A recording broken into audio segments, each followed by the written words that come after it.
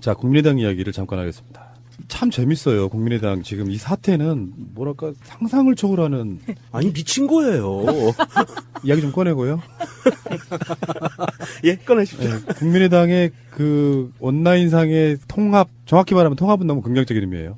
합당 찬성이냐 반대냐 이 투표를 했는데 결론적으로 투표율이 23% 나왔습니다. 어쨌든 33.3% 안 된 거죠. 안 됐는데 한쪽에서는 찬성이 74.6이고 반대가 25.4니까 압도적으로 안철수 대표의 안과 안철수 대표를 재신임했다 이렇게 얘기하고 그거는 있어요. 안철수의 말이잖아요. 국민의당 당원들의 압도적인 지지로 재신임 통과됐다고. 그래서 통합이 아니라 하여튼 합당을 추진하겠다고 발표했죠. 그런데 전 당원으로 봤을 때는 17.2%밖에 득표하지 못한 거다. 그러니까 당원들이 거기에 대해서 반대를 한 거라 안철수는 재신임 받지 못한 거다, 불신임한 거다 이렇게 이야기하는 보통 거예요. 정상적인 사람이면 아 당원들이 비토를 놨구나. 투표율이 이 정도밖에 안 되는 거면 투표를 꼭 해야 될 사람만 한 거잖아요. 그러니까 반대하는 사람들은 예, 투표도 하지 말자 이랬었잖아요. 나머지는 그냥 투표 자체에 대해서 비토를 놨다고 받아들여야 되는데 정치인들이 어쩔 수 없죠. 좋은 숫자가 나오면 어떻게든 확대 해석해서 활용을 해야 되기 때문에 74%의 압도적인 지지로 재신임을 받았다고 기분 좋겠네요. 그 전에 그것도 있었잖아요. 창당할 때 당빈 내가 다 냈어. 다른 사람들한테 안 이자까지 받았어. 이로서 받았다는데요? 네, 다 가져갔죠. 이제 자기가 정말 이건 국민의당은 내 자식이야, 내 당이야라고 말한 그 유치함과 함께 지금 국민의당에 있는 대다수 국회의원들은 속이 터져버릴지도 모르겠어. 이건 약간 좀 한맺힐만 해요. 근데 더군다나 이게 이렇게 돼. 지금 전당대회 의장이 이상돈 의원인데 대표적으로 안철수 깍이잖아요. 네. 안 까. 네. 그래서 나는 전당대회에서 그걸 개최할 생각이 없다? 이렇게 하고 있는데 또 안이 나왔어요. 이게 당헌 당규에 나와 있는 거라서. 온라인으로 할 수도 있다.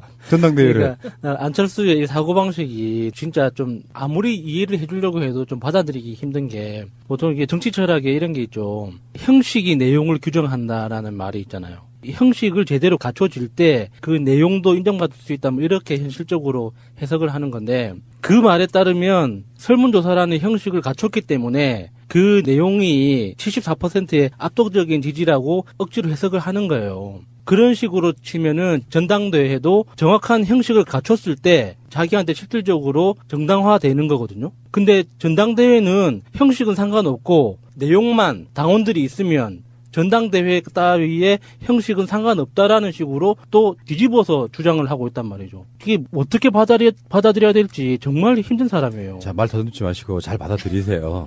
민주주의는 사실은 두 가지가 있습니다. 이 사람들이 민주주의를 하려고 하면 첫 번째는 절차로서의 민주주의를 밟아야 되고요. 두 번째는 내용으로서의 민주주의거든요. 그런데 이 내용으로서까지 바라지는 않아도 최소한 민주주의 국가에서 밥 벌어먹고 사는 정치인과 정당이라면 절차는 민주적으로 지켜야 돼요. 그런데 이 사람들은 23%의 투표율을 갖고 있는 4분의 1도 안 나왔지. 예, 4분의 1도 안 나온 투표율로 의사결정을 하겠다라고 이야기하면 이건 이미 절차로서도 물 건너간 거예요. 제도로서의 민주주의가 흔들리고 구타는 일은 이제 없습니다. 민주주의가 밥이고 밥이 민주주의가 되어야 합니다. 만약에 안철수가 대통령이었다면 이런 식으로 일처리 할 거 아니야. 이게 유신과 뭐가 달라요? 유신. 박근혜인데. 체육관 선거하고도 똑같은 거잖아요. 근데 지금 전당대회도 온라인으로 할 수도 있다. 왜냐면은 전당대회 의장도 부의장도 다 합당 반대파야. 근데 지금 박지원 의원 언론 인터뷰 보니까 온라인 전당대회도 그 개회 뭐 이런 거를 의장이 직접 해야 된대요. 선언을 해야 된대요. 네. 그러면 이제 못하는 거지. 이게 안철수 입장에서 여기서 이제 막히네. 왜 그러냐면 뭐 이상돈을 다 납치에다가 며칠 동안 가둬둘 수도 없고. 이거 굉장히 좀 골 때리는 상황이고 그렇게 반대가 심하면 무슨 또 법을 어떻게 또 자의적으로 해석해가지고 의장의 무슨 이런 것도 필요 없어 이렇게 또 주장을 할 수도 있어요.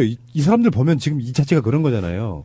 33.3%가 넘지 못하면 투표로서 의미를 갖지 못한다는 거를 또 다른 식으로 해석해가지고 이렇게 밀어붙이는 거 보면 이제 정말 재밌어지는 상황이 왔어요. 안철수가 점점 나락의 나락으로 빠져가는 대표적인 모습 보고 있는 거거든요. 그리고 안철수는 뭐 과정이 어떻게 됐든 바른정당하고 합당해서 그 새로운 껍데기를 만들어 놓으면은 그동안에 있었던 분란들은 자동적으로 해소가 된다고 믿는 걸까요? 저는 그런 사고방식 자체가 좀 어떻게 좀 이해를 해주고 싶고 그냥 추론상 그냥 나는 동의는 못하지만 아, 이런 식으로 생각하겠구나라고 이해를 하려고 해도 도저히 납득이 안 되는 거예요. 이해하지 마요.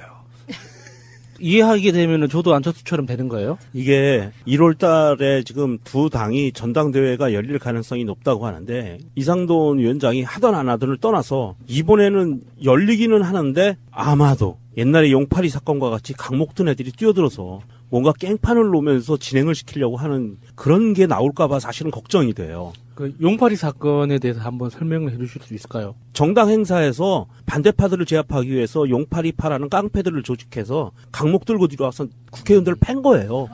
전당대회장 들어와서 당원들하고 막 강목으로 패가지고 사람들 막 실려나가고 그랬었어요. 이승만 시절에 그 뭐 깡패들 들어와서 막 그 똥물 뭐 들이붓고 했던 뭐 그런 정도의 그렇죠. 이게 테러를 벌인 거죠. 정당 내에서 그 일부 정당 계파가 본인들의 목소리를 관철시키기 위해서 의결하기 위해서 깡패들을 조직을 동원해서 그렇게 막 난장판을 피운 게 용팔이 사건인데 아마도 이번에도 이게 안철수를 지지하는 사람들이 강목들을 들고 뛰쳐들어오지 않을까 싶어요. 그럼 그런 사건이 벌어질까봐 사실은 조금 걱정이 좀 됩니다. 이게 그런 친구들 많잖아요, 또. 그러니까 그쪽 친구들 많아요. 저기 어디죠? 전주였나? 네. 거기 병풍선 친구들도 있고 해서 걱정이 되는 건 좀 사실이고요. 아니 이번에 그 투표한 거 보면 사실은 투표율이 23%이고요. 거기에서 찬성이 17%예요. 그러면 나쁜 투표라고 해서 거부했던 사람들하고 이 반대 6%를 더하면은요. 83%가 반대하는 거예요. 엄밀히 따지면. 17%만 찬성하는 거거든요. 예. 그러니까 안철수는 지금 나락으로 빠져들고 있다는 게 죽수석 해주고 있어요. 예를 들어서 합당을 하게 되면 지지율이 일시적으로 여론조사에 올라가는 것도 맞고 아까 우리가 이야기를 했지만 그런데 막상 뭐 서울시장 후보군에 뭐 유승민도 있고 안철수도 있는데 모든 여론조사를 하면 안철수가 더 낮아. 희망 여론 더블 스코어도 있어. 여러 가지 여론조사에서. 네. 그러면 악역은 안철수가 다 했는데 실제로 그 수혜는 유승민이 보고 있다. 그런 상황이거든요. 그러면서 안철수 자체가 이렇게 이미지가 왜 그런 거 있잖아. 인고의 세월을 기다리며 문재인 대통령처럼 김정은의 답을 듣기 위해 수개월 1년 가까이 기다린다. 요 느낌하고 막 법을 자의적으로 해석해서 뭐 누가 그랬잖아요. 이승만 때 사사호익 변이랑 뭐가 달라.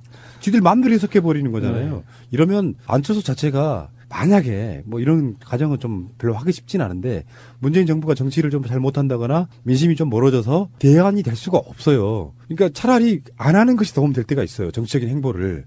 왜 이런 거 있잖아. 별것도 없는 사람들이 정권 중요한 시기에 무슨 대선 출마설 뭐뭐뭐 설이 막 왔다 갔다 할 때 나중에 까봤더니 정말 컨텐츠도 없고 과거가 이상한 사람들이 있지만 조용히 있는 사람들 있잖아요. 자기 이미지에 가치만 높이 올리고 네, 있는데 네. 안철수는 지금 자기가 악역을 다 맡았어. 근데 결론적으로 나쁜 이미지만 뒤집어 쓰고 있는 상태. 그러니까 만약에 이런 만약 자체가 필요가 없는데 지금 현재 여당 쪽에 대선 주자도 없고 그래서 어떤 대안을 갖고 누군가가 움직이려고 할 때 옮겨갈 수 있는 대상이 안 돼 버리는 거예요. 누가 봐도 그런 거거든요. 그러니까 안철수 자체는 정치적으로 지금 소멸해가는 과정인데 본인만 몰라요. 김미경 여사하고 두 사람만.